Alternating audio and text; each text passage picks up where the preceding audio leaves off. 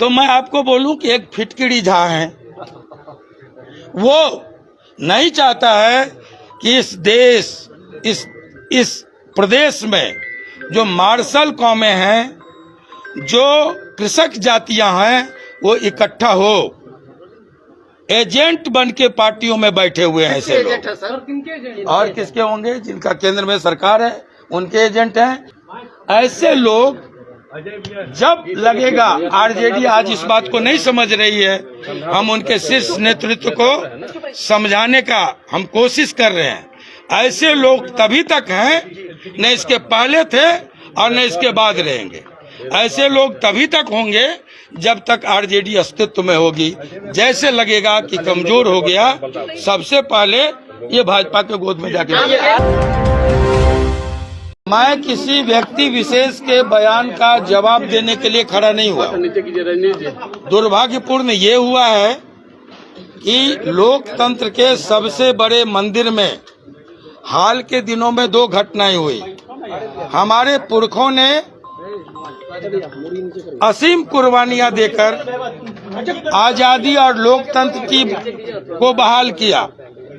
आज हमारा देश सबसे बड़ा लोकतंत्र है, गणराज्य है।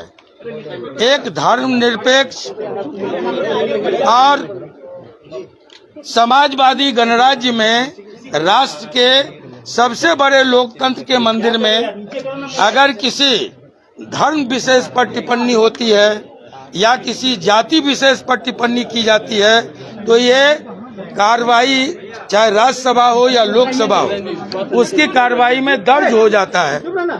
और ये गालियां दी गई, मैं उस पर ऑब्जेक्शन, मेरी आपत्ति वहां है कि एक जाति विशेष को टारगेट करके संदर्भ से बाहर जा करके महिला बिल पर बहस चल रहा था, वो पेश किया गया था, उसको पास होना था, उसमें ठाकुर का कुआं लाया गया।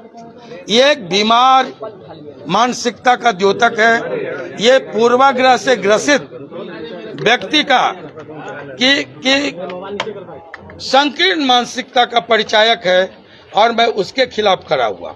चाहे वो इस देश के मुसलमानों को, जिसकी शुरुआत होती है 1857, जिसके बलिदान का इतिहास है, 1857 के गदर का जो हमारा नायक था वो था बहादुर शाह जफर। हमारे जो क्रांतिकारी मित्र लोग मरे, पुरखे लोग मरे, जिसमें भगत सिंह थे, चंद्रशेखर आजाद थे, बिस्मिल थे, उसमें एक नौजवान और था, उसका नाम था अशफाक उल्लाह खान।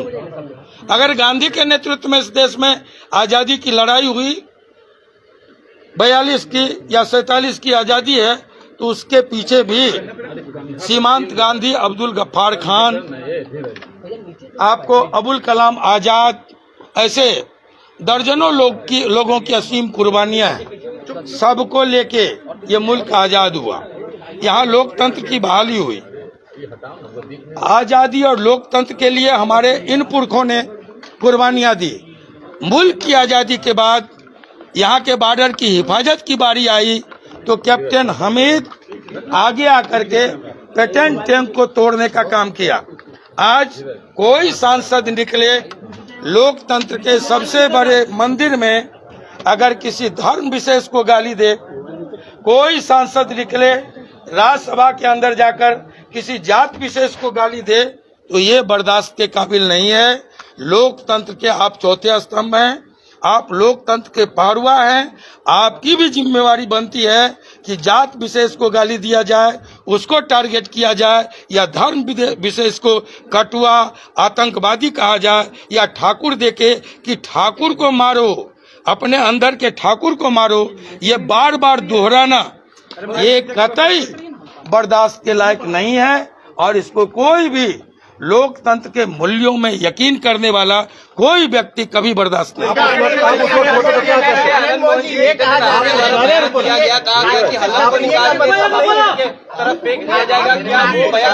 आप उस वक्त होते सांसद में तो क्या करते हैं?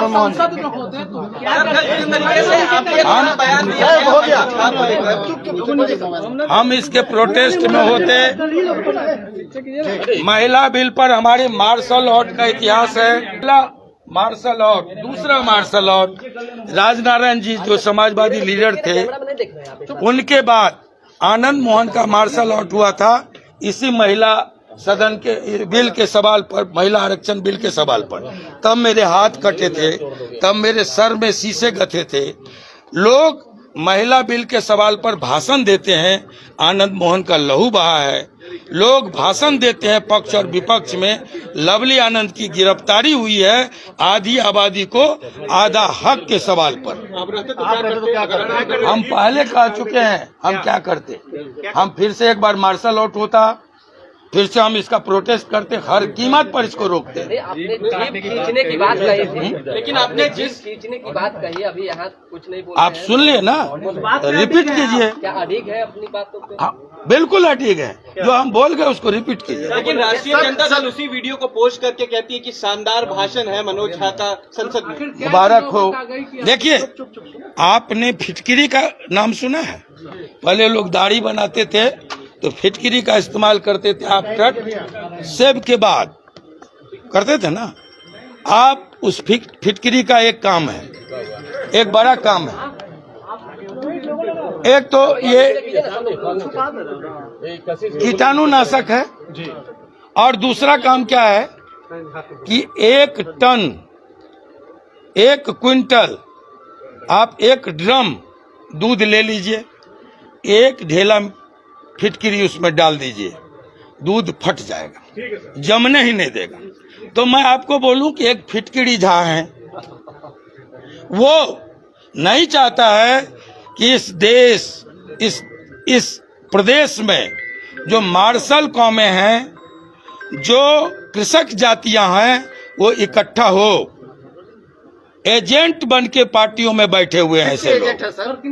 और किसके होंगे? जिनका केंद्र में सरकार है उनके एजेंट हैं। इनके बड़े पिताजी का, मैं इनके बड़े पिताजी की कहानी जानता हूं, आप नहीं जानते हैं तो जान लीजिए। बहुत बड़े सोशलिस्ट थे, प्रखर समाजवादी बनने का चोगा ओढ़े हुए थे। जीते समाजवादी पार्टी से, सोशलिस्ट पार्टी जो उन दिनों थी।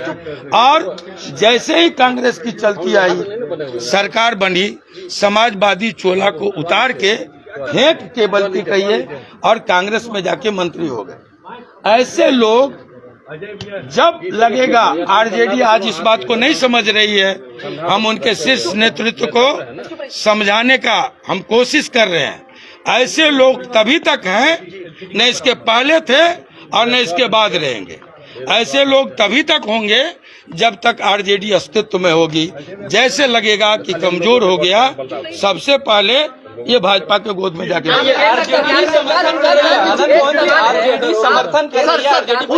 बात को सुन लिए, उसी का जवाब। सर उस वक्त भी राज्यसभा में कई ऐसे नेता होंगे जो उस बिरादरी से आते होंगे, सबने चुप्पी की। मैं बिरादरी का सवाल आपके जहन में नहीं, क्यों आखिर ये मामला उठाया? आप सुन लीजिए, बिरादरी की लड़ाई नहीं है ये।